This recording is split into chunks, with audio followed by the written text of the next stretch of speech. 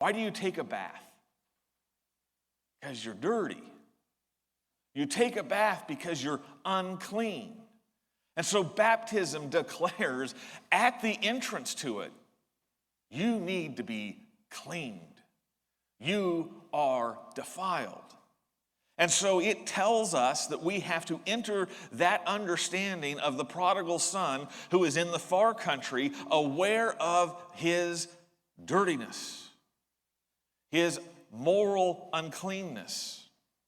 Baptism reminds us that we are sinners. And it doesn't put lipstick on the pig. When it tells you you need a bath, it's ever so aptly saying, you're filthy sinners. You're filthy sinners who need a bath. Have you come to that awareness personally? I have shared this. I came to that moment when I was in college. I had been reading the Bible and I had become convicted of my sin. And so one morning, while I was taking a shower, I broke down and just started sharing what I had done and how unclean I was and how many sins I had committed and how dirty I felt before the holiness of God. But here is the good news of the gospel. Titus chapter 2, verse 14 says this about Jesus.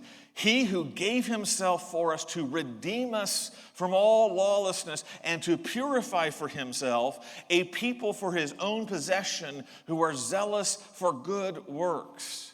Do you see that word, purify?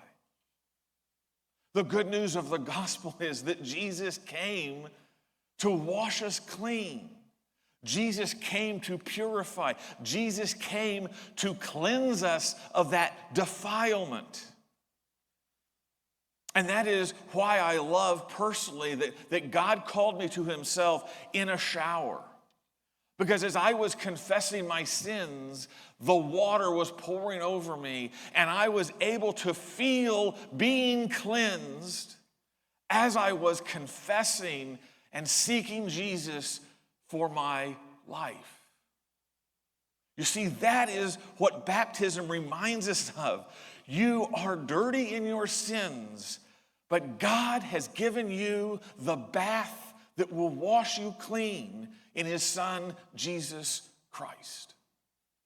And so baptism is a picture of a bath to declare to us the gospel makes you clean.